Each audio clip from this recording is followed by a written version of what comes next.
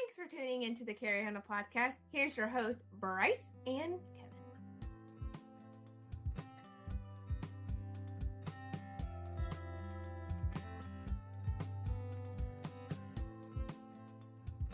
Welcome back to the Carrie Handle Podcast. I used the wrong intro, but that's okay. I'm still going to introduce myself as Bryce. And with me, as always, is Kevin. He's miming me, and he's trying to fuck me up because he's a dickhead. Hi, Kevin. Would you mind not doing that, please, and just unmute yourself, you absolute fucking terrorist? What am I doing? What am I hate expressly doing? You know what's for crazy the listeners? is there's a point in time where somebody may have clicked on this episode, has never listened to us, and all they're hearing is some random guy just talking to himself feverishly. I am just a fever dream of your imagined reality. All right, the people can think about the nonsense that I bring to the table while I play Friends of the Channel. Time is a flat circle. Time is a flat circle. God. We want to take this time to thank Friends of the Channel, who provided us 10% discount codes for our listeners. That's you, and we don't get kickbacks. First is Hammy 3D Prints. Thousands of products for firearm storage and other fun stuff, too. Code CarryHandle10. Eastern Shore Sling Company. Handmade rifle slings and custom sewing. Dog leashes, too. Code CarryHandle. 19 Charlie Tactical. Gunsmithing, Kydex holsters, thousands of drop-ship gun parts, accessories, tools, firearms. Code TheCarryHandle10. And lastly, I want to thank myself for all the scheduling and all the shenanigans I deal with daily. Thank you, Hannah. Yes, thank you, Hannah. How are you, Kevin, on this lovely day of Monday, halfway through the year? Like that's fucking crazy. I know. I feel like everybody says the year's almost like it's halfway. Are we halfway through the year? Yeah, I mean, there's 12 months in a year. It's June. 6 months. You know. Oh, 6-8. This is 6-8. 6-8. Yeah. I don't get it. 6-8 Yeah. SBC. Well, it's not. G-Watt, baby. All right. G-Watt, now baby. The people have already read the intro to the 6.8 SBC. It's for like Mark 12s and stuff. It's fine. No, I know what it is, but people they know immediately went who's the on 77 episode. green. Immediately Caleb went the 77 Giddings green. From Taurus is with us again, and I catch him right as he's walking away. That's perfect. No, that's fine. What's up, guys? Hang on one second. I'm gonna look. I couldn't mess this intro up any worse than it's already been messed up. So me taking my headphones off to put a cap on so that I don't have a crazy hair sticking up that only I can see because I know this is an audio only podcast, but it will still bother me while I'm trying to record this episode. The best part of this is that his camera's bit crunched enough to where I can't I can't see the resolution well enough to see that. That is a very valid crash out. Nice hat. It is a good hat. It's got it actually, fun fact, this hat actually has blood on it from an event that I was just at for Taurus. We were doing a pig hunt out in California, which, in case you didn't know, it is still legal to hunt stuff in California. They have pigs in California? Oh my God. They had pigs. They have monster pigs out on this ranch that we were on. I mean, like, enormous boars. And they have a mandate from the corporation that owns the ranch to kill at least 200 pigs a year. And so a minimum. A minimum of 200 pigs a year, because that's what their biologists have figured out. The corporation, this is a really big corporation, and I can't say their name for legal reasons, but if you are, to give people a small clue, in California, in the Central Coast region, or in San Luis Obispo, I grew up around there, there is a very famous mansion that is often referred to as a castle and belongs to a corporation that bears the name of an American dynasty where one of those characters was also the villain in the popular TV series Deadwood. All right? And that's enough clues that if you've got a couple of minutes in Google, you could put it together. You can figure out where I was. But yeah, so it's a cattle ranching property. They have loads of cows, stuff like that. And we flew out there with Rossi lever action rifles and some guys from Field Ethos to do this hunt. It was a great time. Back to my intro real quick. I'm Caleb Giddings. I'm the general manager of marketing for Taurus USA, Rossi USA, and Heritage Manufacturing. That is the Taurus Holdings Incorporated family of companies. We are the largest importer of firearms to the United States of America, and our core belief is that regardless of your budget, every American has the right to own a reliable firearm for self-defense. And that's our core belief because I wrote that marketing tagline and I'm doing the show. So I don't know, maybe my boss would say something else, but he ain't here. It's me. I like that. That's good. I like the tagline. I brought it. This is what we're saying. Absolutely. I dig it. Okay, so the last time we had you on, it was more of a, I guess it wasn't really as structured. I want to say we have a structure to these podcasts, but no, we really don't. think we do. So I actually listen to the show, guys. Like I listen to this just about every week. Every now and then you'll have somebody on, and I'm like, Mark has played. Skip. Saying that you have structure is like me saying I'm 6'2". All right. You might believe it if you've never seen me before, but the minute you get to know me... Yes. I have a couple times I've tried to call back to a thing we do occasionally. That's what makes it so fun, because we're just so chaotic that people understand the chaos. The episode... Whenever you guys have Hop on, it just goes off the rails immediately. I'm just like, this episode was going somewhere at some point, but... Yeah, I don't know what happens. Yeah, we carry handle podcasts are pretty good. At least I do. It's just carry handle podcasting it. That's effectively what we end. Be careful right now. You might get carry handle podcasted. We've already done that. Which is fine. Like, look, we can. Here's the thing about podcasts, right? Like, right. If you want tightly structured, gear-focused podcasts, those are out there. People will find that and they will listen to that. But if you two guys especially, were to try to make a podcast that went against your personalities, it would suck. No one would want to listen to it. A key part of the podcast is Bryce bullying Kevin about Kevin's gun choices. Like, every episode that happens. My gun choices are well-rounded and respected by myself. Which is funny because Kevin's gun choices are objectively smarter on paper than Bryce's gun choices. Kevin is like, I just have a Glock. I don't need all this silly stuff. And Bryce is like, so I was looking at 38 Super 1911s with single port Wilson comps from 1987. And man, those really seem exciting to me. Wow, it's a little intimidating when somebody actually has listened and is able to peg our personalities immediately in one sentence. Now, in my defense, Kevin is a contrarian, like to a fault. So he does some of this just to be Kevin. He's shaking his head, but it's bullshit. It's perfect. That's perfectly reasonable.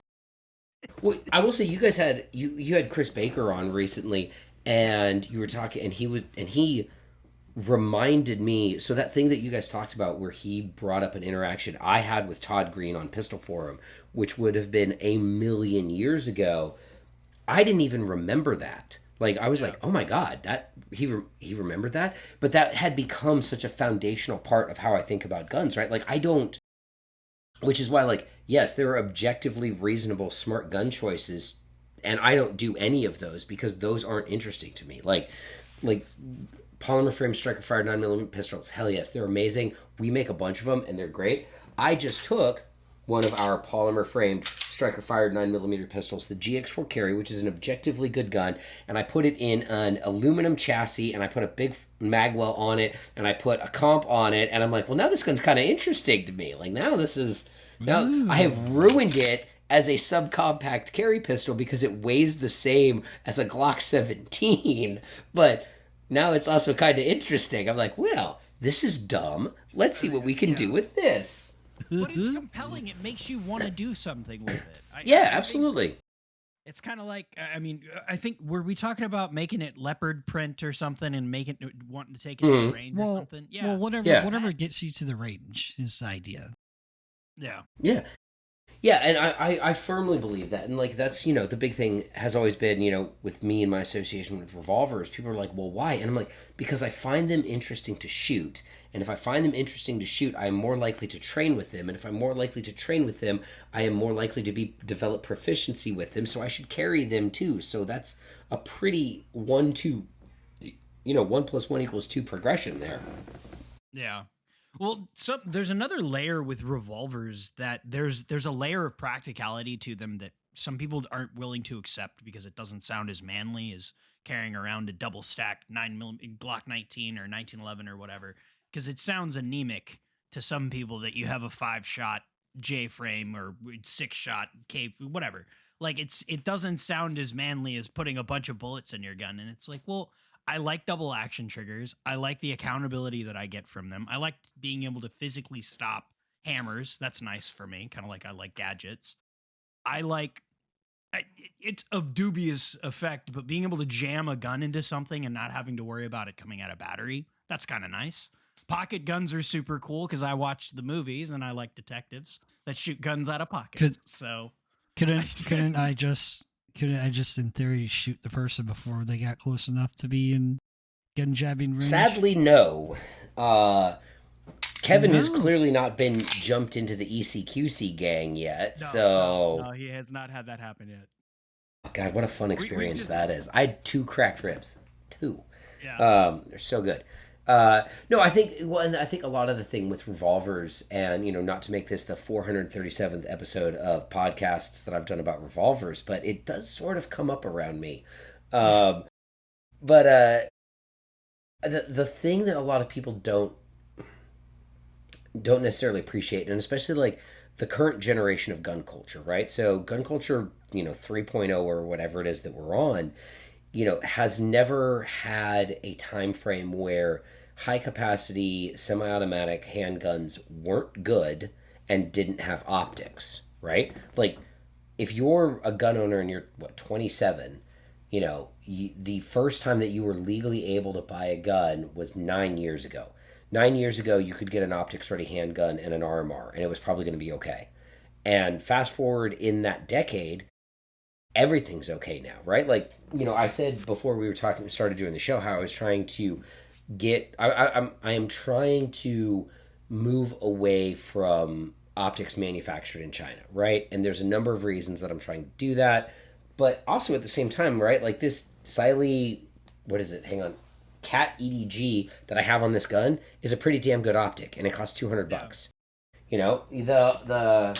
The Swamp Fox that I just took off a gun and replaced with an old Acro P1 I had sitting on was honestly a pretty good optic. So, like, we're in this time frame where you can get really good guns and pretty good optics and not spend a lot of money. Or you can also, I will say, the one thing that drives me absolutely up the wall is when I see some dude on Instagram with like a 2011 or or something like that, and he's got like a budget level Chinese optic on it, and I'm like, bro, what are you doing? Like, what are you doing? Like, Leupold, like, Delta points exist. Get a Delta point at least. Like, you don't have to get the full RMR boat, but like, you've got a Hollow Sun on a 2011. Get out of my face. Well, but I'm also a Hollow Sun hater. So I'll remember to mark out the Hollow Sun logo next time.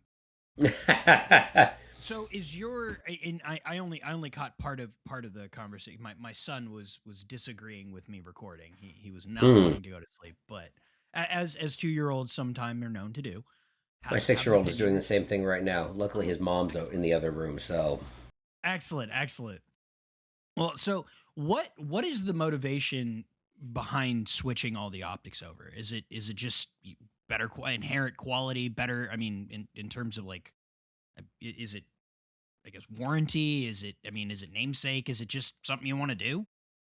That's a good question. There is a desire to go to what. So in my head, there are, when we're talking now, this is only when we're talking about red dots, right? Because I am famous for my dislike of telescopic optics for a number of reasons, but when we're talking about red dots, we'll talk about that. Don't you worry. Yeah. So when we're talking about red dots, in my head, there are two tiers of red dots. There's duty grade, and there's everything else, right? Right. And here's the thing. In that everything else tier, everything else is all pretty much fine, right? Like, there's a few brands that I wouldn't mess with, and I'm not going to talk shit about individual brands here or anything like that. And for me to put a brand in the everything else tier is also not a slight on that brand. It just means that your optic is fine. It's just not something that is, that I or other armed professionals would consider duty grade. And so for me, your duty grade red dot optics are going to be, there's three companies: Aimpoint, Trijicon, and Steiner. And if you look at the vast preponderance of military and law enforcement contracts in the United States and Europe and, Western nations, it's Aimpoint, Trijicon, and Steiner. When you look at countries that shoot a lot of people, and not people who are kneeling in front of them at contact distance, but like actually people who are engaged in gunfights, it's Aimpoint, Trijicon, and Steiner. Those are the brands that people are buying to put on fighting weapons, right? So there's a desire to do that across the board. And then another huge part of it, and something that I really enjoy, is for some reason, there's a certain type of person on the internet who gets really upset when I put an Aimpoint on a Taurus. And because they're like, oh, a Taurus is a cheap gun, why are you putting a nice optic on it? And I'm like, because I like to hit what I'm aiming at. What do you mean? I don't know. But no, there's a certain kind of internet person that triggers, and I take professional glee from triggering those people. I have an Aimpoint Acro on a gun that costs $200, and you know what? Okay, it's awesome. But no, I think from the optics thing, it started as a bit, right? I was just joking around with some friends about how I, wanted to get all this Chinesium out of my house, and then I was like, wait a minute, I have like 7 Aimpoints just sitting around. I can do this, and so I started putting Aimpoints on stuff. And then I was like, wait, I got a bunch of RMRs and SROs sitting around. Let's put some more SROs on stuff. And then I was like, I can keep doing this, And like, I also included in the conversation, I am allowing, so for telescopic optics, I am getting rid of those two, the Chinese ones of those two. I'm still allowed to have Filipino and Japanese glass. So basically the rule is, yeah, you have to be a friendly country to the United States. That's the deal. Okay. America. All right. That means there's a bunch of airsoft guns I can still buy, because there's a bunch in Taiwan. Oh, dude. And honestly, so I've got an EOTech Voodoo on a really cool bolt gun, and that's Filipino, and the glass is amazing. I was like, if you look at this glass compared to American glass from 20 years ago, it's head and tails better. It is. It's interesting. It feels like we have a lot less of a clear delineation between the budget and the operators, as it were. Because I see a lot of the entry level monetarily, the gear that you get into, like night vision lasers, rifles. There's a lot of entry level stuff that looks a lot higher quality or does a lot more than I think we saw even 10 years ago. Because Bushnell TRS 25 or the TR 25s or whatever the hell, that was the closest thing we had to a budget T1 thing, and that was fucking terrible. It was either that or an Aimpoint. So it's like, it's interesting, or some of the weird, I guess, Trijicon surplus optics, but. Well, and what's happened is, and this is, you can actually thank China for this, is because the cost of quality, and like, there's a lot of really good components that come out of China. All right. Like, as much as I like to clown, Chinese optics and stuff like that, there's loads of really good components coming out of China. And, because their labor practices are, a little bit dodgy, those components are very affordable. So the end result of that is that the optics, especially, again, red dot optics especially, and I know more about red dot optics than I do about magnified optics, but red dot optics especially have sort of enjoyed the same The same thing that's happening to televisions, right? Like, I'm 44 years old. I remember when like a plasma TV was the cutting edge TV. It was enormous. It weighed 700 pounds and it cost $5,000. I can walk into Costco tomorrow and get a TV that shits all over the coolest TV I had when I was growing up in the 90s or even the early 2000s, and it's going to cost $350. Like, and it's because technology's gotten better, components have gotten cheaper, global supply chains have made them more affordable, right? Televisions and red dot optics have enjoyed kind of that same arc of development where, like in I'm trying to think, when did I live in South Dakota? 2014, I killed not one, not two, but 3 RMRs, putting them on an M&P, right? Just trying to run them. And they weren't, because they weren't ready yet. Like it was close, but like if a little bit was out of whack, you were going to nuke it. And I nuked a bunch of them. I now, again, have a $200 Siley Cat. I don't even know the model of. I have to read the model off the side. I'm like, what is this? It's a Cat EDG. I don't know what a Cat EDG is. I'm friends with the director of marketing or the chief marketing officer for Siley. She sent me a fuckload of optics, right? She'd be a good guest to get on your show, by the way. She sent me a fuckload of optics. I put them on my guns, and they're all fine.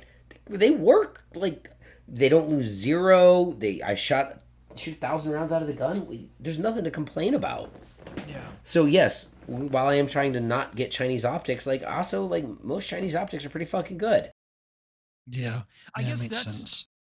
I guess that's more what I wanted to talk about is because I feel like there's as soon as you bring up China optic, there's either like there's the two people, there's either Tasker or there's like the guy that just wants to go to the fucking range and use a red dot. Like, so in between there, I'm more with Caleb where I'm like, damn, I'd rather just have like SROs and nicer dots because I feel more mature. If we lived in a world where fiat currency did not control my life, yes. The fiat currency. Oh yes, the fake paper backed by the government promises. Well, I mean, now I will say here's the area where I do like those nice optics. So on this hunt that I mentioned, we came upon this large boar who was eating a rotting cow carcass, which is honestly one of the most vile things I've seen in my life. Wow. So we decided to kill him, obviously. Well, I have to. And this eventually involves a foot chase where we're sprinting down this rutted road, and I fall. I faceplant. I eat shit. And in that picosecond where my brain processes that we're no longer in controlled flight, and before I hit the ground, I have to make the decision of, do I protect my gun or do I protect my body? And my body is 44 years old and has had some falls before, so I decide to protect my body. So I yeet my rifle and manage to sprawl in such a way that I don't injure myself on the landing. And I was running a Rossi R95 lever gun with an Aimpoint Micro on it, and it landed on the optic, like on the optic. And I get up slowly, because again, I'm 100,000 years old, and grab my rifle, check it to make sure they're still around in the chamber. We're good. Keep running. Get up on this pig. Drill him at 45 yards. I'm like, oh, I guess it held zero. And that, ladies and gentlemen, is why we buy good optics, That's okay? Because quality story. When you're in, like, and here's the thing, right? Like, I'm sure that there are loads of other optics that would have held zero in that circumstance. But when you're in edge cases like that, where you have to, where your rifle gets dropped, or your concealed carry handgun gets dropped, or you bang it off something in a way like harder than, bumping into a table, but like have an actual serious impact on that optic, but then need to continue using it. That's when that warm, comfy blanket of Swedish Aimpoint quality feels really, really nice. Yeah. That makes a lot of sense for me. When it's easy to say this when you're younger and you you having a fantasy of rolling around in the mud and defending yourself against No. 20 ninjas all at once. No. And then when you have to start paying for all these things that make a lot more sense, you're like, Yes. man, I don't know. Ninja defense is expensive, man. It's very expensive. And if maybe I'm just looking Gas for gas to drive pesky away is a mugger lot defense. cheaper. Gas to just drive Yeah. away. Well, it's Gas getting to drive equatable. away. Getting equatable, but it's not there yet. Yeah. Dude, we're getting to the point where mace is cheaper. Mace is way cheaper. Just mace them. It's fine. Don't worry about it. Dude, pepper spray, hey, hypothetically, actually not hypothetically, I've talked about this before. No, not Pepper hypothetically. spraying people is super fun, especially when they deserve it. So Yes, it's warranted. fun pepper spray story. So I was when I was living in Miami, I pepper sprayed a dude, and I had moved to Miami from Sioux Falls, South Dakota. And Sioux Falls, South Dakota is a wonderful, beautiful city with like 75,000 people in it, right? Real small kind of city. And I still had small town city in my head, right? So I pepper sprayed this dude in Miami. And I called the police. I was like, hey, my name's Caleb Giddings. Some dude just tried to assault me. I pepper sprayed him. And I swear to you, the 911 operator was basically like, yeah, and? Like, Yeah, that and tracks. do you want us to... And so she did say, do you want us to send someone? And the want us to send someone had such an intonation of like, please don't want us to send someone. And I was like, no, have a great night. Click, hang up. Talking to you. After that, I pepper sprayed 3 more people in Miami. Didn't call the cops Just to test. once. No, not to test. They were all... So this was all during that really weird period in like the early days of COVID where shit was all still shut down, right? So, but like, if you live... So, you guys both live in Florida, right? And you know how one of the things that we love in Florida is like a covered outdoor eating area, right? Like restaurants will have like... They'll have their main eating area, but they'll have like a patio that's got like a roof over it. So you can still sit out there when it's raining, but like... enjoy that, right? Yeah. So I had a ton of restaurants in my old neighborhood in Miami, and they all were shut down during COVID, and all of those covered outdoor eating areas became gathering areas for homeless people. And they weren't the normal homeless people. Like pre-COVID, I knew the homeless dudes in our neighborhood. Like I didn't know their names, but like I knew what they looked like. I knew their usual behavior patterns. And so like if Crackhead Bob was acting weird on a day, I'd be like, ooh, Crackhead Bob's having a weird day. Let's go across the street. Let's get away from Crackhead Bob. But once COVID hit, we had a whole new population of homeless people come in, and those were the people that were catching pepper spray for me, is because they would be weird and aggressive towards me and my dog, and I would be like, nah, I'm not dealing with this. Enjoy some spicy breath mints, fuckface, and fucking give them the business, and then I would jog back to my house, and I would be like, well, this can of pepper spray is done. And to this day, I made this deal because I was talking to the people at Palm, which is the only pepper spray that I carry, was that if I got 5, I would get a can of Palm tattooed on my ass like a World War II ace would get like kills stenciled on their plane. But I'm only at 4 because I've lived in Greenville, South Carolina now for 6 years, and I haven't pepper sprayed a soul because it's nice here. See, that's the problem. You got to go back and visit Hialeah. I do. Oh, Hialeah. I almost.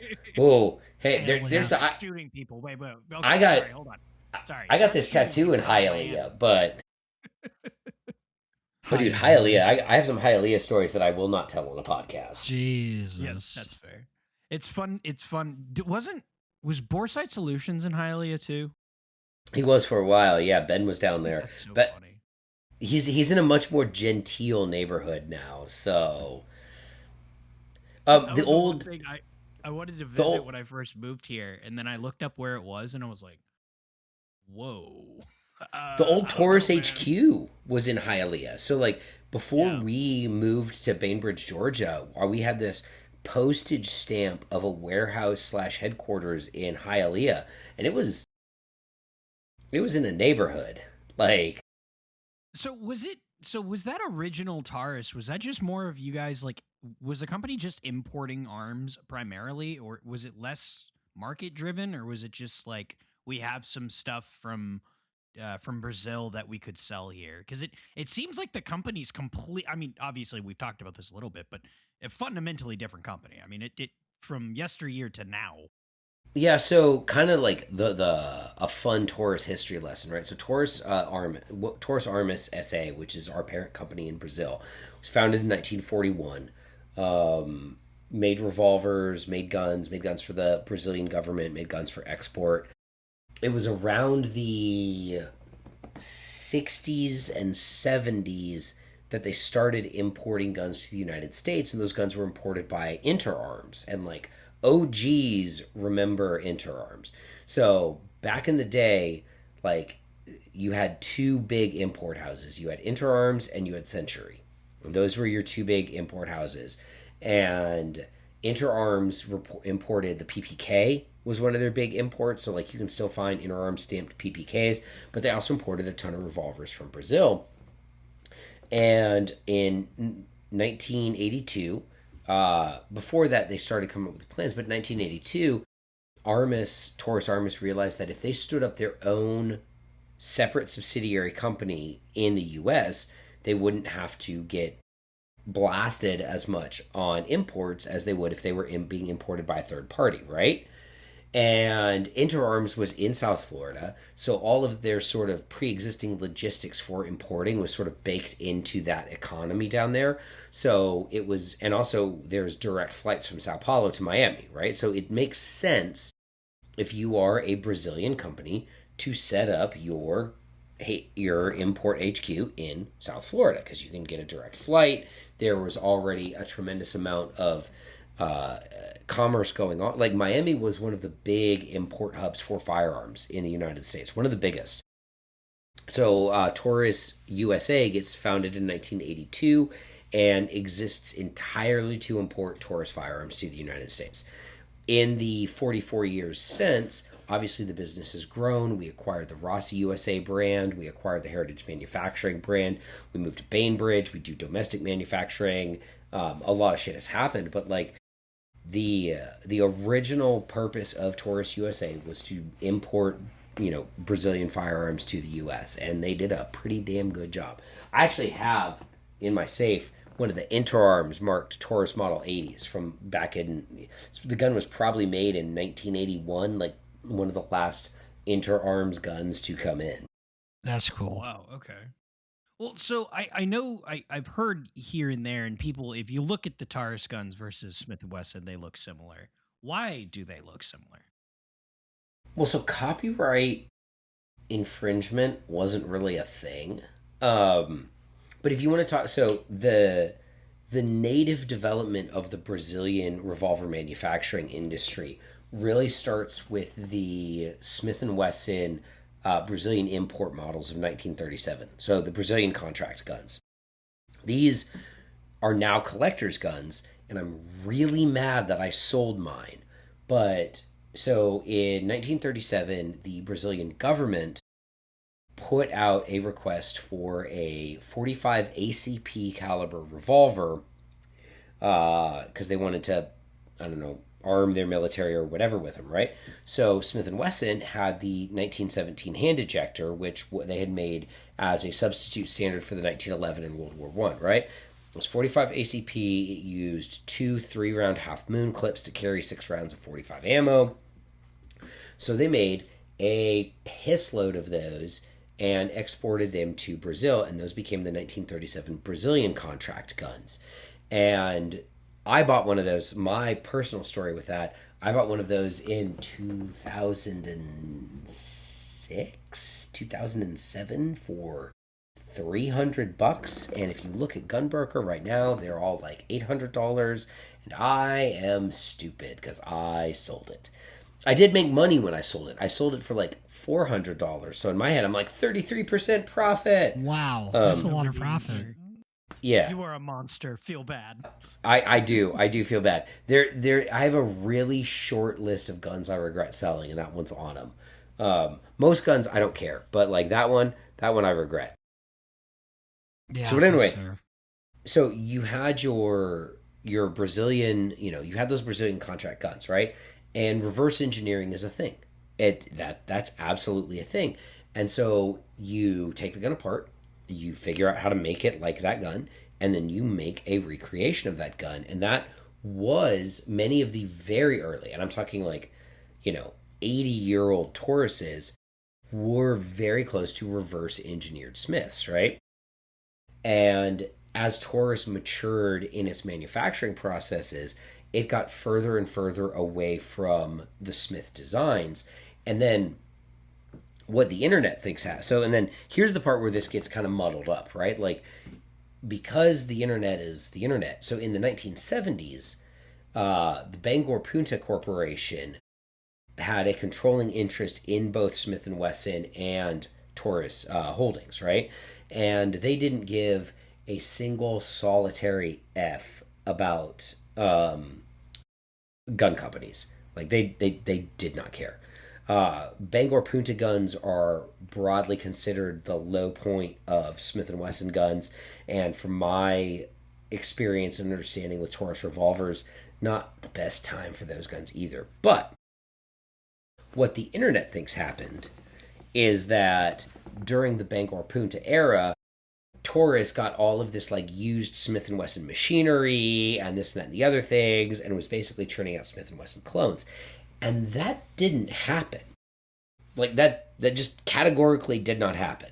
But what did happen, what actually happened, and what Smith & Wesson really like is, and Smith & Wesson of this era doesn't care because it's just a fact, but like what did happen was Smith & Wesson imported a shitload of Brazilian metal injection molded parts to put into those guns. So a lot of the early MIM parts that started going into Smith & Wesson guns as they made that changeover from everything being like forged steel and this, that, and the other thing was Brazilian MIM, because it was cheaper to get MIM from Brazil from Taurus in Brazil than it was to get it from anywhere else, right? And to this day, Taurus Brazil is one of the largest manufacturers of MIM parts in the world. We make all of our own metal injection molded parts for all of our guns, and they're really good. We make metal injection molded parts for other partners in the industry. We make metal injection molded parts for fucking cars and motorcycles and all kind. Oh, the Taurus MIM production facility, I've been in it. I'm like, this is really cool. So that the idea that like at one point Taurus and Smith were like, copying guns from each other it's not. It's patently false. And if you take the side plate off of Taurus and you take the side plate off of Smith, they're different designs. Are there similarities? Yes, because at a certain point, there's only so many ways you can make a double action revolver work. Yeah. Right? Yeah. There's similarities between a Smith and a Ruger, a Colt and a Smith, a Ruger and a Colt, a Ruger and a Taurus, because at a certain point you are engaging a sear, pulling a hammer back, and rotating a cylinder, right? Like, some of that stuff is going to happen the same way. Was there any of that with the BT-92s? Was that a similar thing?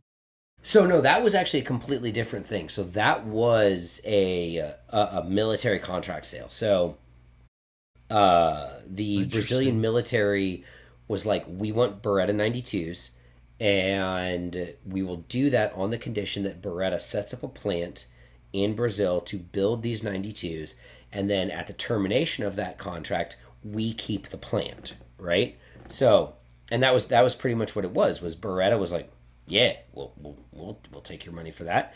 And they set up the infrastructure, built the guns in Brazil for the Brazilian military. And then at the termination of that contract, the Brazilians were like, cool, now we're going to make Taurus 92s. And like, Taurus had to buy the stuff from the Brazilian government, obviously. It wasn't just like free, but that was the genesis of the Taurus 92.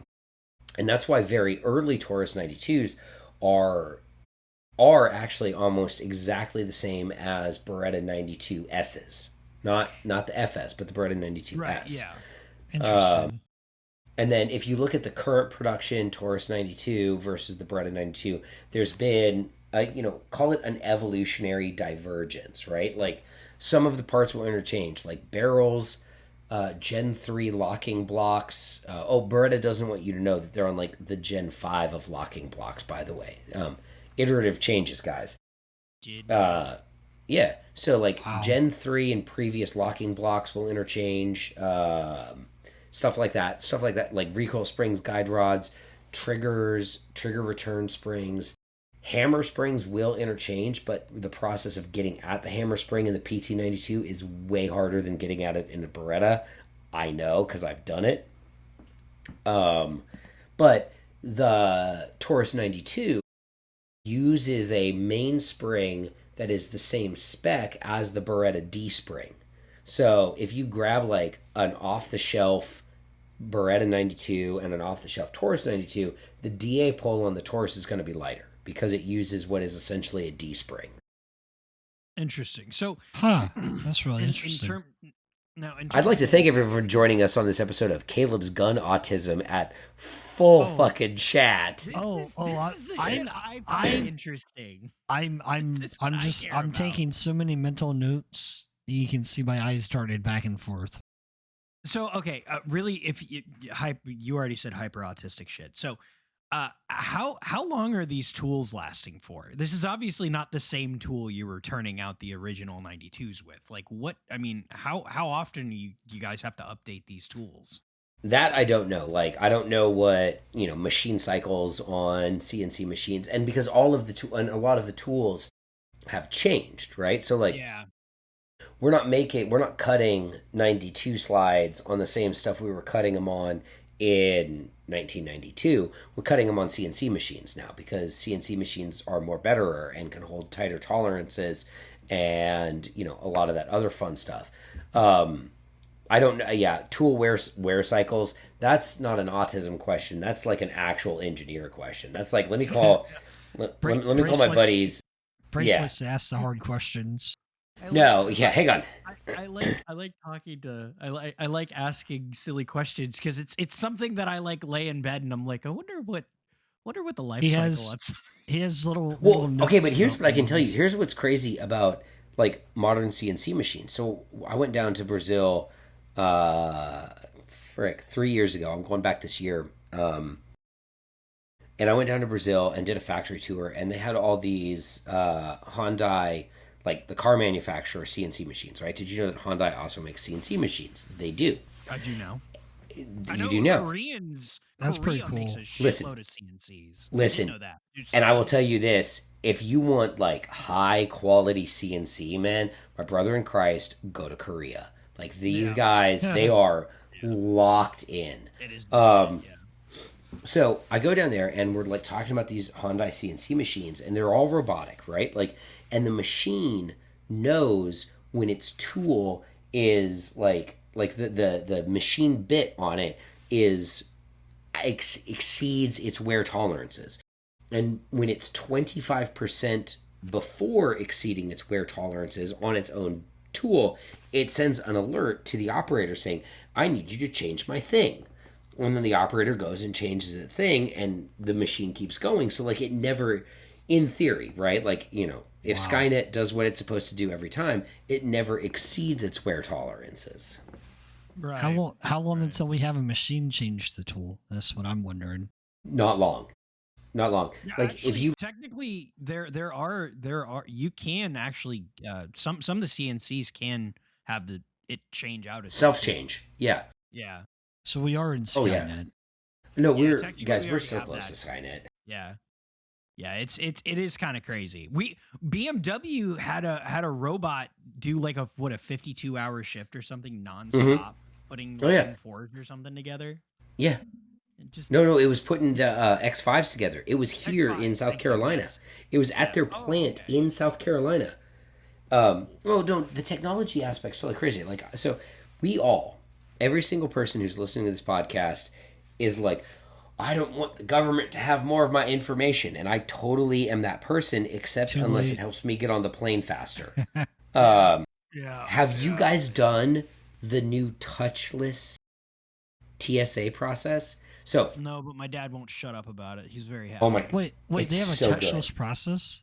Okay, so I have TSA pre-check, and I have Clear Plus, right? And at certain airports with both of those things, I don't have to take anything out of my pocket. I walk up to the clear, they scan my face, and it matches my facial profile that is linked to my boarding pass. And then I go do up to the cameras where where there's no TSA agent. There's just another camera, and it scans my face again for like double checksies, and it's like, yep, that's still Caleb. And then I get on the I'm done. I put my bags on the conveyor. They scan my shit, and I'm done. Brace, that'll be interesting to see. The first time my dad did it, I think he called me. Like, he was like, all right, I'm walking up to security. And then he called me from the gate, and he was like, I'm already at the fucking gate. It's like... Very, very happy. I don't want the government to have any of my information at all, which they already have all of it. Well, but that, I will say this, that is the other thing too. I work for the government in my part-time job. They already have they have my DNA on file, okay? Like, you have all of my information. Take 4 extra pictures of my face. Yes, let me get on the plane faster.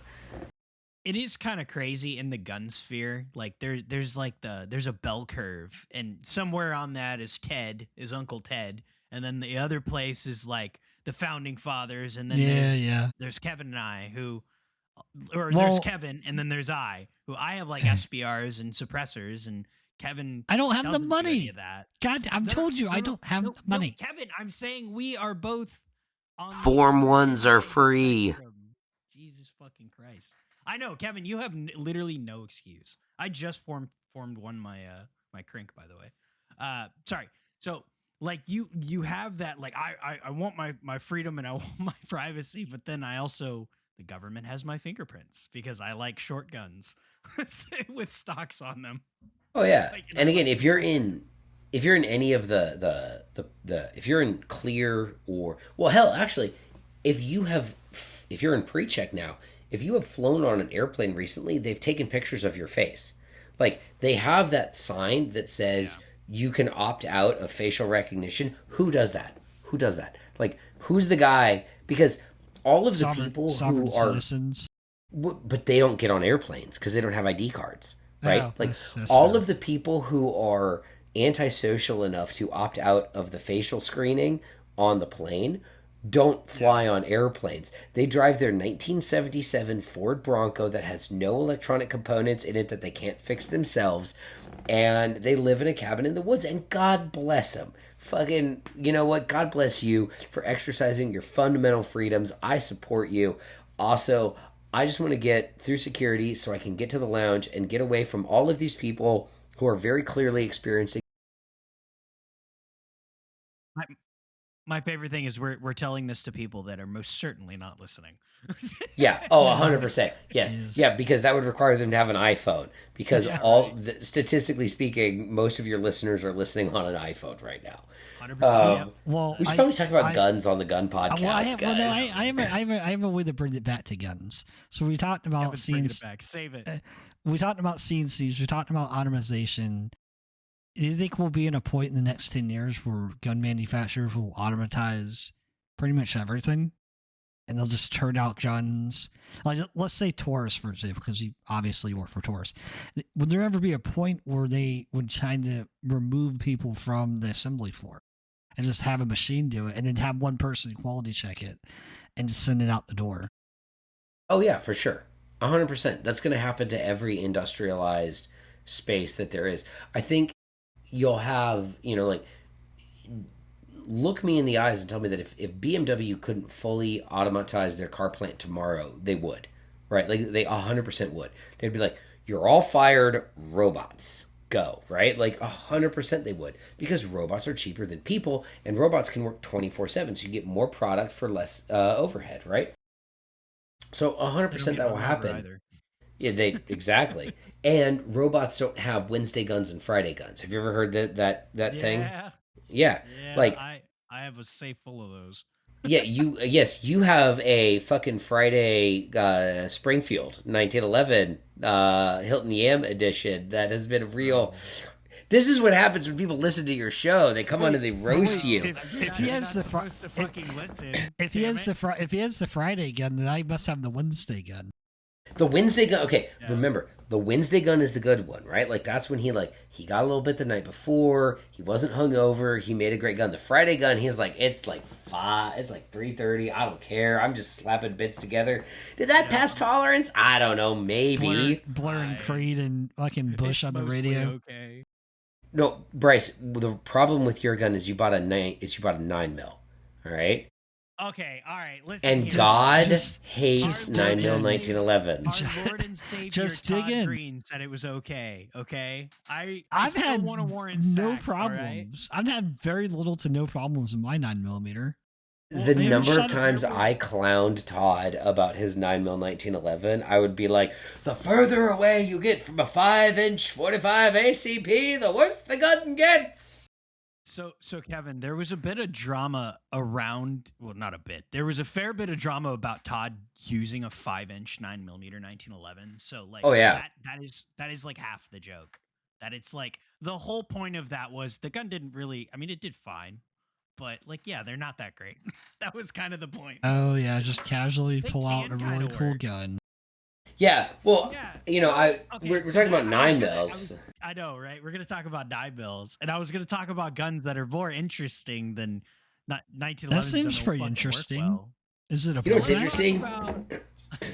Let's Roller talk about delayed PDWs. roller That's delayed interesting. PWs. Was it always Like an the MP5? RPC, the Oh. RPC of which the thing we're talking about? For those that don't know, it's a 9mm roller delayed PDW that Taurus has released, which seems to be pretty hard to get my fucking grubby little mitts on lately. Those Okay, seem listen. to be selling like hotcakes. So we, when we launched, all right. So I'll give you guys a little peek behind the curtain. When we launched it at NRA annual meetings, we took sufficient orders at NRAM to consume the year's supply. Right. So it's allocated the whole year. What that means for the consumer is every distributor and big box store already has their orders in, and they will get them as we make them. It is a low volume gun. It's a low volume gun for us. We don't make that many a month. We're making, but I swear to you, because like, so they're assembled in the U.S. So what happens is Brazil ships us a parts kit. We build the gun in America, right? Now, when you think about that, we also we have to build in America a bunch of other stuff that we're doing in the States now. So we can't take machine cycles or person cycles away from one thing to do something without giving them to something else. So if I want to make more RPCs, I have to take a person who is making, I don't know, TX9s and make them make less TX9s and make more RPCs. So there's intricacies to all of this, but believe you me, we are making them as fast as we can. The gun's super rad. It's awesome. It is available if you go to like gun. They're on Gunbroker at this point. I will say the people on Gunbroker are kind of scalping on them, but It's like, not as bad as I've seen. I've seen much worse. there's none on Gunbroker right now. Never mind. I take it back. There's none of them on Gunbroker. I lied. Jesus. Pretty sure I checked None. right before I got on. Well, it could have changed. Yeah. It could have changed price. You don't know. But Well, there was one I like know, 2 weeks ago that was $1,100, and I'm like, that's MSRP. No one should be selling these for MSRP, but I guess we should probably make more of them. Send more of these out to you guys. But no, in all seriousness, so the gun's super rad, right? From an engineering standpoint, why is it rad? It's rad because it's a roller delayed blowback gun. Now, no one actually knows what super nerds know what a roller delayed blowback gun is. The average gun owner has no idea, but what I can tell you is it's an MP5K, but instead of German space magic, it's Brazilian acai magic. Okay? That's it. That's the gun. You had me at MP5K, sir. I like that. That's fun. No, I mean, it is actually, like, if you look at the Yo, it's overall literally size of this, You it is an MP5K. It's Now just I know got, what it has PD 32 rounds in the magazine, which is more. So Now we I got know more what- bullets in it, too. now I know what PDW I'm going to get.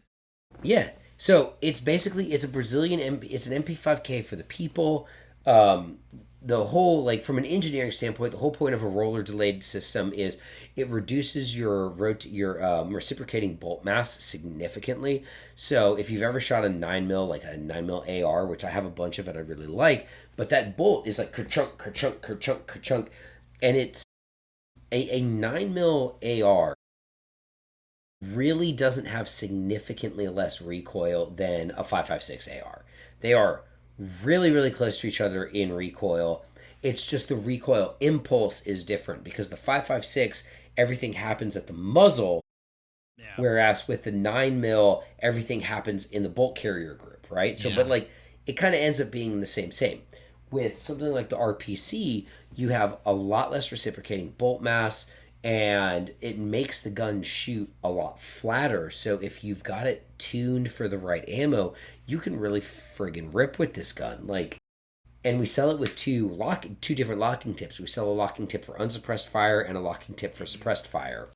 Answered my next question, which was Nice. It's almost like we have professional engineers.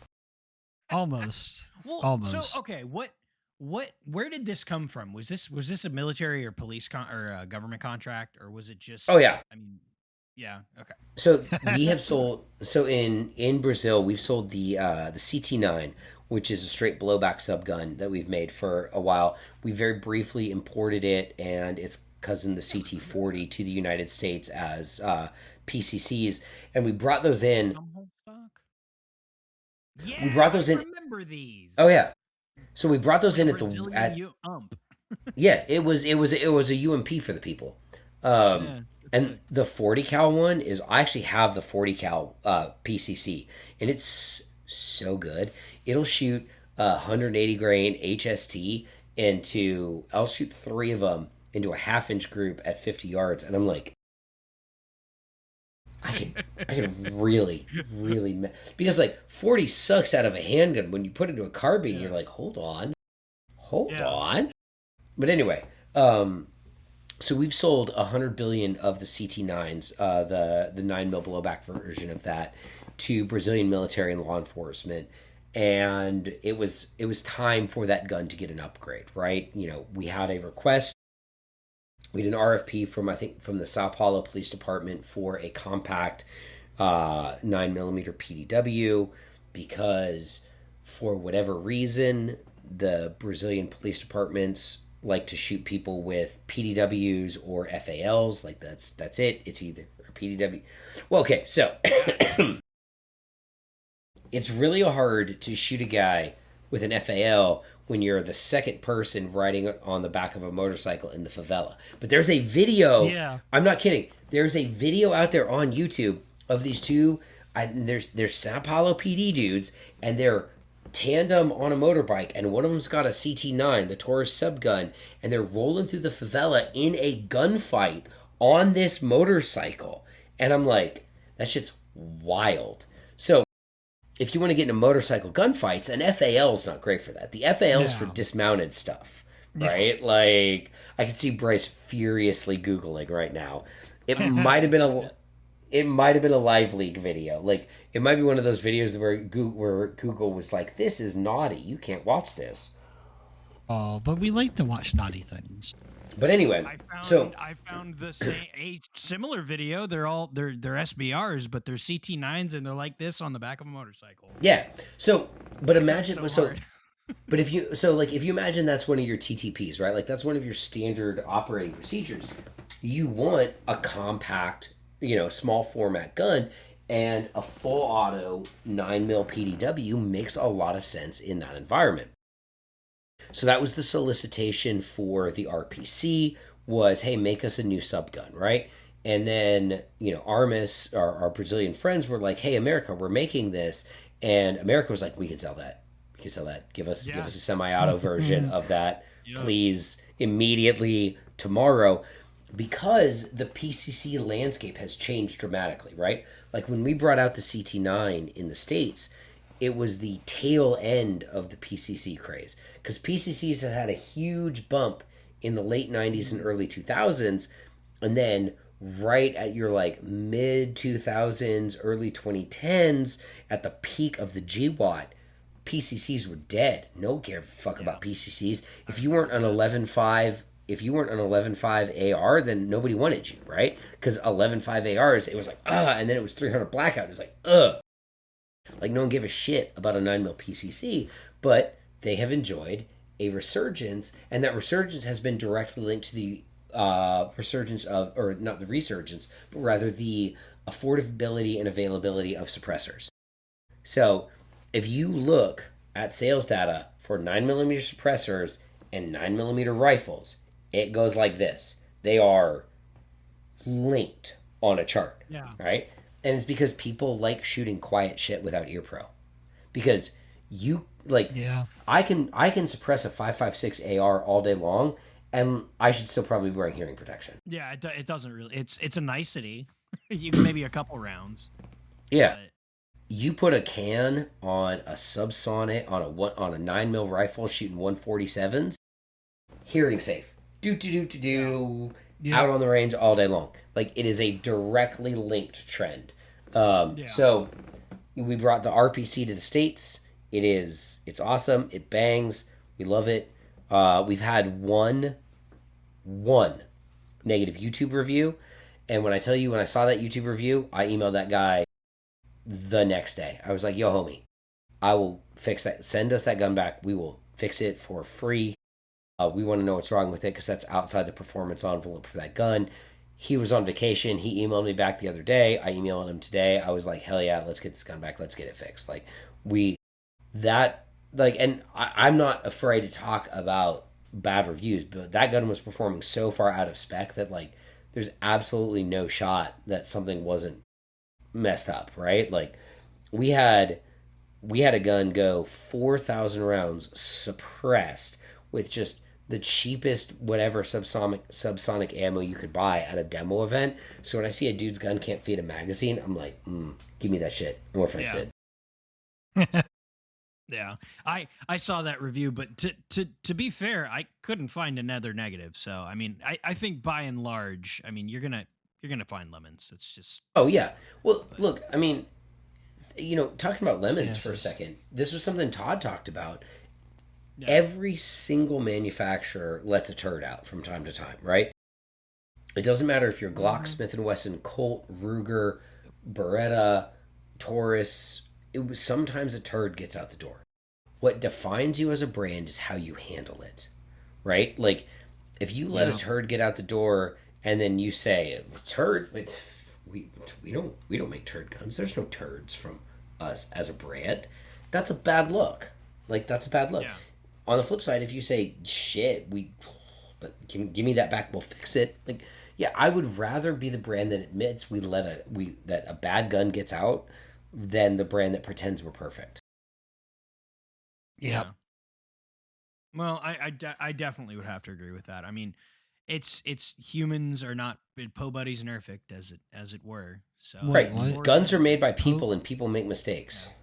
Well, they're made by people right now, but soon they'll be robots. Right. So. Okay, so eventually when, ChatGPT is making all of our guns and but ChatGPT is now hallucinating the specs for 1911 and you end up with a fucking, like, random AI Have you seen? So, oh my God. There's these pages. Oh, yeah. No. So I have I've got my personal Facebook page, which has got like 200 people on it, and it's close knit. And then I have my professional page, right? So when I change profiles into my professional page, Facebook is like, let's feed Caleb all the gun content. And I'm like, I don't want Meta's gun content, because Meta's gun content is AI generated pictures of guns that are the gun version of the Uncanny Valley. Like, I look at them immediately and I go, that's generated by AI, because you can tell that, like, this little bit is off, and you're like, I don't want to look at this. It's upsetting. Like no, Elseworlds was cool. How dare you? How dare you? Sorry, no. Sorry, I meant to say Bizarro. Okay, Bizarro, yes. Oh, dude, I loved the DC Elseworlds comics. The ones where Batman was a Green Lantern. I meant Jesus, Bryce, way to. I didn't know you were a DC fan, all right? Jesus. How could you not have inferred that, Bryce? I know. God. Everybody, no. I drop comic book references so sporadically, and nobody ever says. Oh, but here's the thing. Here's the thing you don't understand. Everybody in the '90s was a DC fan because Marvel was on its deathbed in the 1990s. Like Marvel was going extinct rapidly. What saved Marvel was selling all of their IP to all of these other companies, which is why when they finally started up movies, like people, these motherfucking kids today don't understand. Iron Man and Thor were second tier Marvel characters. I know. I Like- remember having to struggle to find Iron Man comics when I was Right. little. Iron Man and Thor were like the Green Arrow and Canary of Marvel characters. No one gave a shit about them. But that was the only IP that Marvel had left because they'd sold Fantastic Four and they'd sold the X-Men and they'd sold Spider-Man, which were their holy trinity. And because in the 90s, like, DC could do no wrong because they had Batman and Superman and Wonder Woman and they were killing it.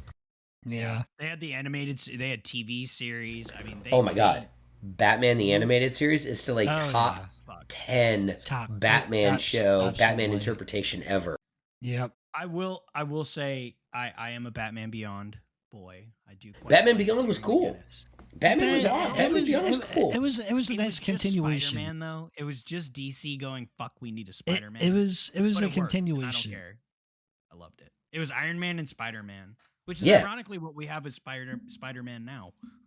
We do, in fact. Hi, welcome to this gun podcast where we talk about comic books. I know. Listen, Hey. Oh, No. if they made it this Our far, artwork it's is how okay. Calvin and Hobbes. Okay. it is. No, yeah, but here's the thing too. One of the things that I personally can't stand is gun owners who are like, and I get this from time to time because as a public figure in this space, I'll occasionally be like, "Oh man, did you guys see the game last night?" Because I watch sports, or I just watched this episode of this TV show, and I'll get people in my comments being like, "Go back to talking about guns," and I'm like, "Have other interests. You're boring.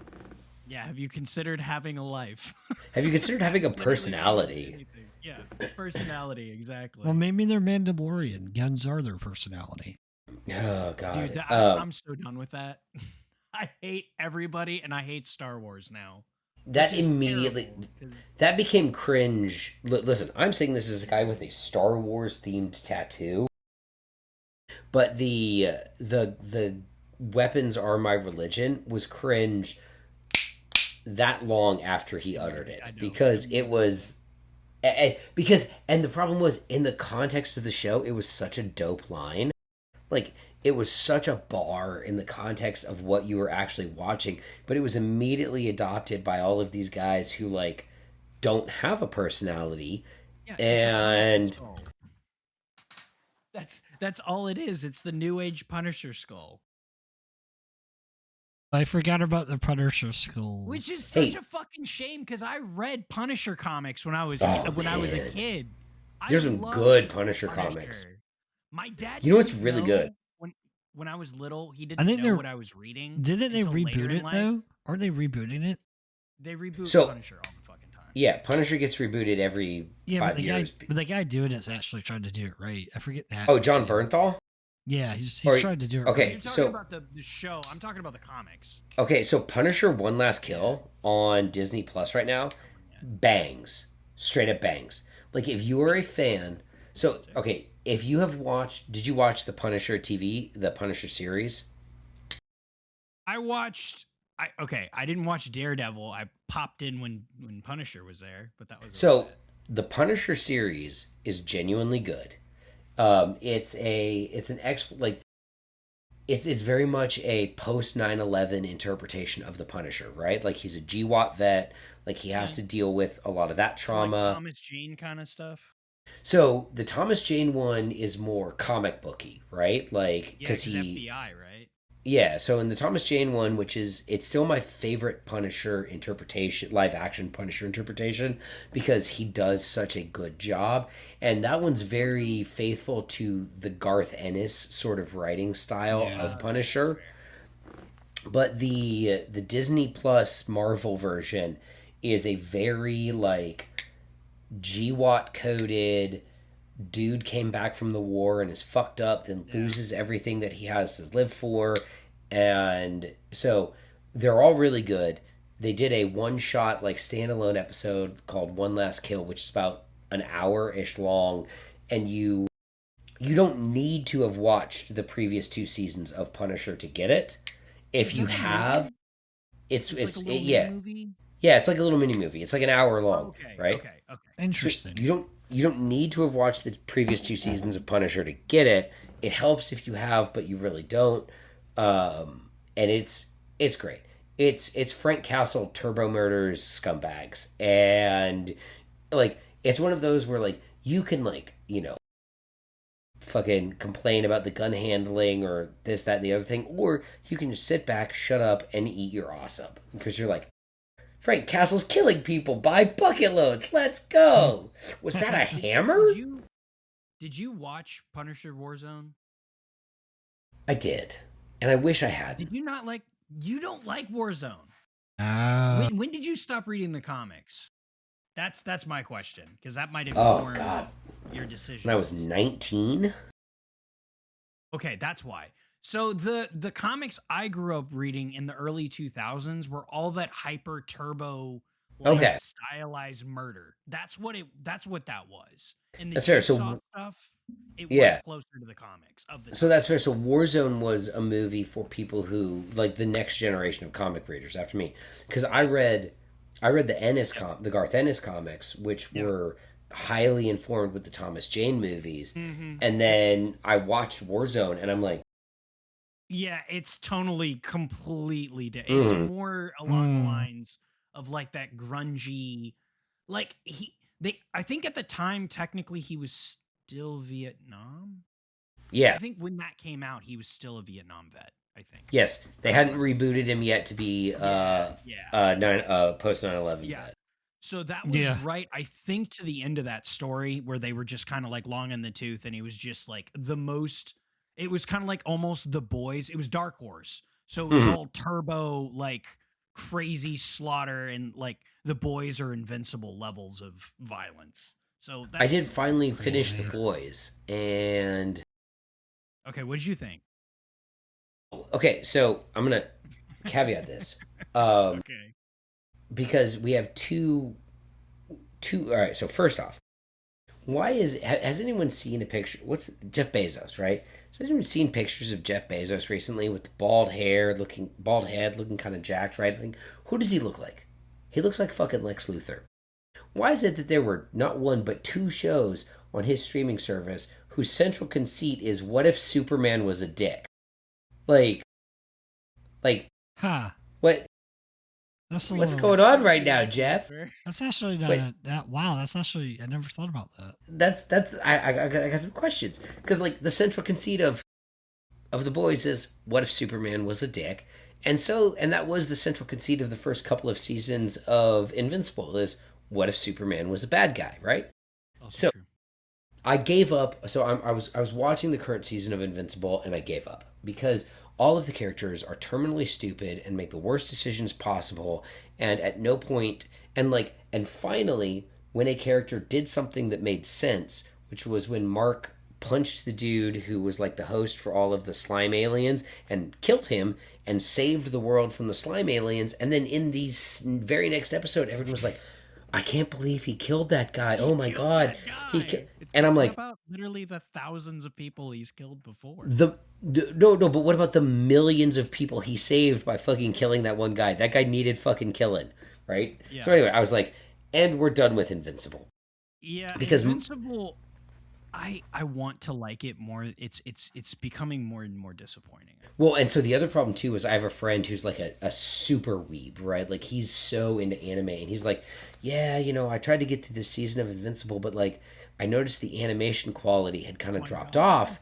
No, but here's the thing. But once he said that, my brain started noticing animation shortcuts. Braces, I would see places where they had taken shortcuts with the animation because they'd spent so much money on the incredible voice acting talent. Like that well, yeah. Well, it's funny. Bryce probably knew that the animation dropped. That's why I just asked. Well, And he Kevin, confirmed. we talked about this with Brett when we were talking to Nightwood Guns, because he's also a massive fucking weeb. And I was like, because I hadn't finished the season quite yet, but I was like, I don't mind, and I still don't mind it. I still like it for the most part. But we were talking, and he was like, the animation's hard to watch, and then I went back to it, and now I just can't. I can't, because I now don't know. I go from the first season to the second season, or from whenever they made the actual animation. I think it was second or third, maybe.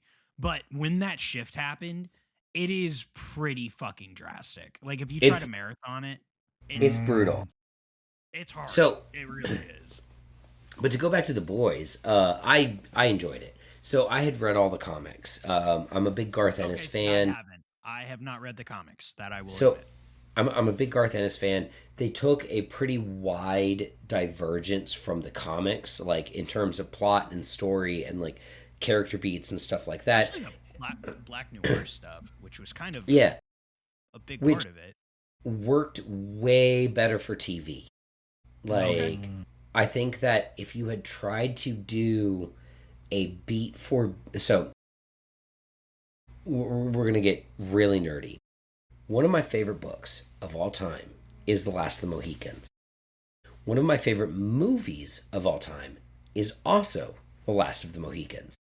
The Last of the Mohicans book and The Last of the Mohicans movie have a huge, enormous plot divergence, right? Like, there's characters that do completely opposite things from each other in this plot divergence as it goes. But I am not an emotionally stunted man-child, so I can evaluate one work of art on its own merits as a work of art versus another one. Is The Last of the Mohicans one of the greatest American novels ever written? Yes. Is The Last of the Mohicans one of the greatest American movies ever made? Also yes. Do they follow the exact same storyline and plot? No. And there's nothing that says they have to, right? So when Lord of the Rings purists complain that Tom Bombadil isn't in the Lord of the Rings, I say, shut up, nerd! And I hit him. Because the Lord of the Rings movies as a work of art are the best trilogy of movies that has ever been made. Like, that's not up for debate. Like, the only trilogy that's even close to that in terms of plot beats and continuity, and this is going to fuck with some people, is Back to the Future. Wow. I've heard that before. I've heard that in essays. People presenting the Back to the Future trilogy is like... Back to the Future is the most narratively consistent trilogy that's ever been written. Like, whatever 1980s drugs those guys were doing, their Adderall ADHD cocktail, like, they have plot beats in the third movie that you would have, like, you wouldn't even realize reference, like, 14.3 seconds of the first movie. It's so good. But anyway. That's really good. The point that we're making with this with the boys is it diverges from the source material, and that's okay because it ends up being a good show with a and what's most important is that the characters remain consistent to their motivations and their personalities and their character development through the show, right? Like in the final episode, nobody does anything in that episode where you're like, that's wildly out of character. Have you guys watched the final episode? They do exactly what they've been saying they're going to do the entire show without a spoiler anything. No, spoiler alert. When Huey shoots Butcher, that's entirely in line with his character. And he shoots Butcher because Butcher is doing something that's in line with his character since the first fucking episode of the show. So, like, I thought the show ended really, really well. I thought they did a really good job of bringing these characters to a resolution that made sense for their arcs, for the people, and all of that. Like, if I had, I don't know, one complaint, I wish Frenchie hadn't died because Frenchie was fucking rad. But Frenchie also died well. He had a fucking good death. Yeah. Yeah. I see. The only thing I wished wasn't necessarily how they wrote it or how they executed it. It was just I wish they had more money. Yeah. Because I feel like if a larger final fight, instead of it being in a literal office, that bummed me out a little bit. I understand you can only get Samuel L. Jackson to voice a shark for so much money. I get that. But like, yeah, you know, that was the only thing I think would have been kind of interesting to see, maybe a little larger scale. But even then, I mean, in terms of nitpicking, I thought they did the Homelander stuff pretty well. That was pretty fun. I have thought that was a perfect. I have a narrative thought on that. I felt like the final battle occurring in essentially entirely in the Oval Office, which is a grand scale room, right? Because it's the Oval Office, but being such a small scale was a really good encompassation of Homelander's stakes as a character. He wants to feel magnificent. He wants to feel worldwide. And he is in possibly the most important room in the world, but ultimately he doesn't get out of this 20 by 20 space, right? And that, I think, is a really clever narrative beat. And I might also be giving the creators more credit than they do, and they might have just done it because of budget reasons. But I've really been invested in the show. Like, it's one of my favorite TV shows. And like, I waited until the whole season was available and then binged it. So that's cool. Yeah, I liked a lot of how I liked how they ended Homelander. I loved how, like, what he turned into. I thought that was perfect. I liked that they did the comic book death. I thought that was really dope with the crowbar. Yeah, I liked that. That was really good. I also I've heard not a bunch, but I've heard people go like, it was just a lot of conveniences. Like, he just left his defenses wide open, and it's like, well, he thought he was a god and invincible. So yeah, obviously, like, he doesn't care anymore. He's fucking insane. So like, I liked it. I wasn't as I got to be honest with you. When Frenchie died, I didn't feel as much as I thought I would. I wasn't as bummed, and I was mad about that. But I also feel like because of what the hell's her name? Kimiko? What's her name? Kimiko. Yeah. Her starting to talk, like, that was just so jarring. And the dynamic between those characters changed so abruptly that it was like, I was still kind of getting used to it. That was my least favorite thing about the last season, was her randomly, and that her randomly being able to talk. I was like, oh, okay, we can just talk now. Okay, cool, whatever. Yeah, I thought that was and like weird. You get over it after a while, but it was that's one of those moments where you're like, okay, very clearly the actress was like, I want to talk this season, and the writers and the management was like, whatever, it's the last season, yes, we have to keep you on, so here's your extra $50,000 and you can fucking talk. Yeah, and she talks exactly like Starlight. So like, it's just that really abrupt, like, kind of mixed in hyper, like, vile just nonsense, and you're just like, this just is, it's weird. I know it's you, and I've heard you in interviews, but your character in my head didn't sound that way. Anyway, welcome to the Carry Handle podcast about guns, where we've been talking about comic books for 20 minutes. Comic books, guns, anything akin to guns, automation. Again, I think comic books is an okay thing to talk about. Absolutely. Listen, how many and this is actually, I'll bring this back to guns for a second. My generation of gun owners, what we call as the millennial gun owners, right? Millennial gun owners were the kind of the last generation of gun owners where the majority of us were introduced to firearms by a family member. We were introduced by father, uncle, like there's some sort of family figure that was our vector into firearms. You move on to the Gen Z gun owners, you people, and we're millennials. Yeah, 93. My dad got me guns. 93. Bryce? 4. 94? All right, you guys are millennials. Okay, so you guys are all right. Also, thank you for thinking I'm younger. Hey, well, okay, look, at this point in my life, everybody looks at a certain age. So I'm the king. 40, anyone that's not 40 is 20. Well, as the elder... You're king, elder, millennial, yes. I am, in fact, the king of the millennials. You can look up Wikipedia articles about like when the millennial generation started, and they will frequently use my birth year. So me and Eliza Schlesinger are king and queen, right? So that's a really like I think like 4 of your listeners will get that reference.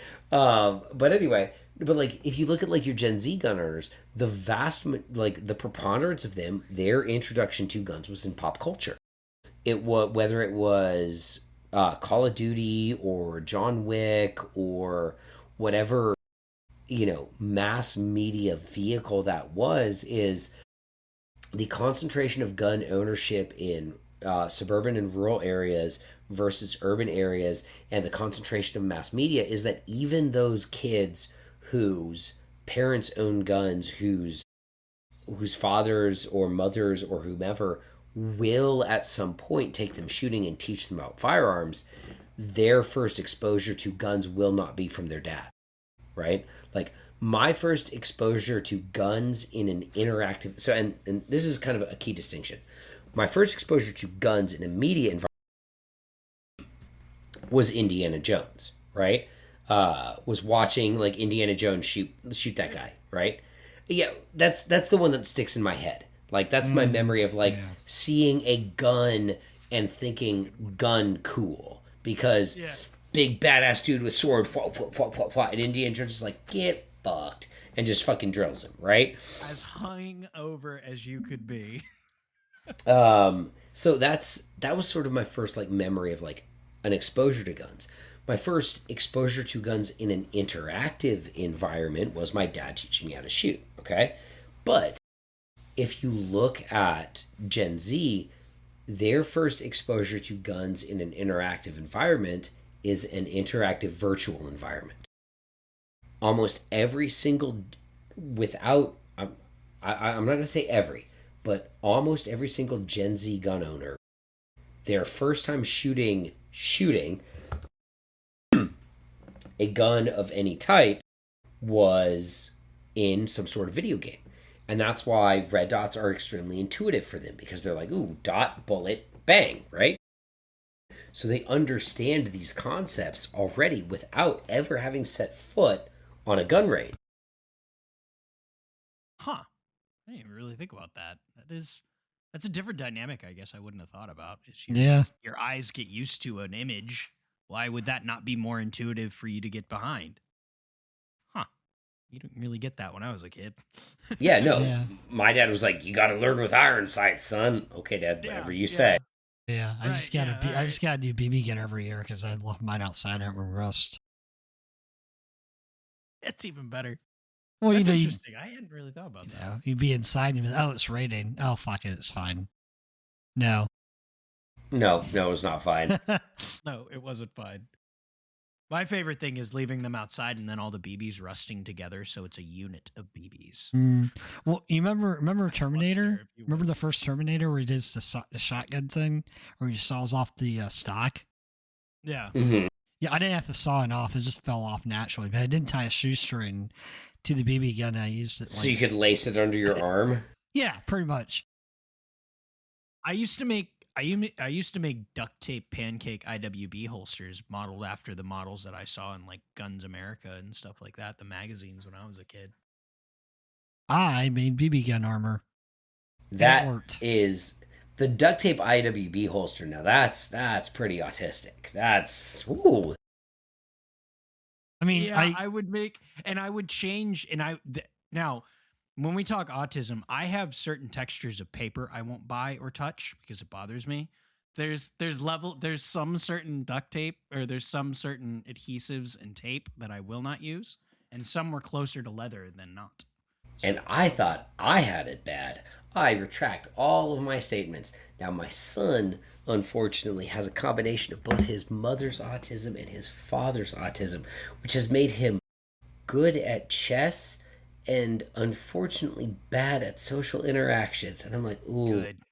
You didn't get the good ones, buddy. You got the reverse ones. Oh, who needs social interactions? Everything's gonna be robotic. Joke. My 6-year-old, like, heads up, no cheating, nothing like that, beat his mother at a game of chess, right? So he was feeling like he was the big dick in the house, and he's like, Dad, you want to play chess? And I'm like, let's go. So I beat his ass. However, I'm going to say this on this podcast. I beat his ass because he's 6, and his chess strategy is like, I have to protect my pieces, right? So I was like, my chess strategy will be just attack, like full offense. I don't care what I lose as long as I get to your motherfucking king. So I lost my queen on like the 5th move, but I didn't care because I still had all of my other power pieces. The long and the short of this is my kid's going to be really good at chess at some point. He's going to beat the fuck out of me, and I'm really going to have a bad day on that day. But it's fine. It's only fine. Having kids is great. Bryce, you should have 4 more. I just imagine like you beat you at chess, and the next video we see you just blasting the fucking chessboard apart. Okay, here's a true story about my emotional maturity levels. So, Good. I have 3 brothers. 2 of them are objectively smarter than I am, right? Like one of them is a computer engineer. Another one of them worked on like rockets. When I was a youth, maybe 12, 13, my older brother and I were playing chess, and he beat me. And my emotional reaction to this was to grab him by his shirt, hit him in the face with my elbow, and then throw him through the closet door. Because I was, 11 or 12, and I was Very like, level-headed. Well, it's very like, stressful to lose chess. I've always been a very like calm, level-headed, not prone to violence sort of person. Like, this was a few years ago. I was having dinner at my parents' house with my younger brother, and my mother made a comment about how much I used to bully my youngest brother. And I was like, yeah, I know, I feel really bad about that, blah, blah, blah, blah, blah. And I looked at my younger brother, Matt, and I go, I never really bullied you, though. Like you and I always got along. And he, like, stops mid-bite, looks me dead in the eyes, and goes, oh, yeah, you never bullied me. Other than sitting on my chest and punching me in the face with my own hands while saying, stop hitting yourself. Stop hitting yourself. And my fucking dad is cry laughing at the other end of the table, and I'm like, I mean, yeah, other than that, obviously other than the very clear war crime, yeah. Well, what's the joke? Well, other than that, Mrs. Lincoln, how was the play?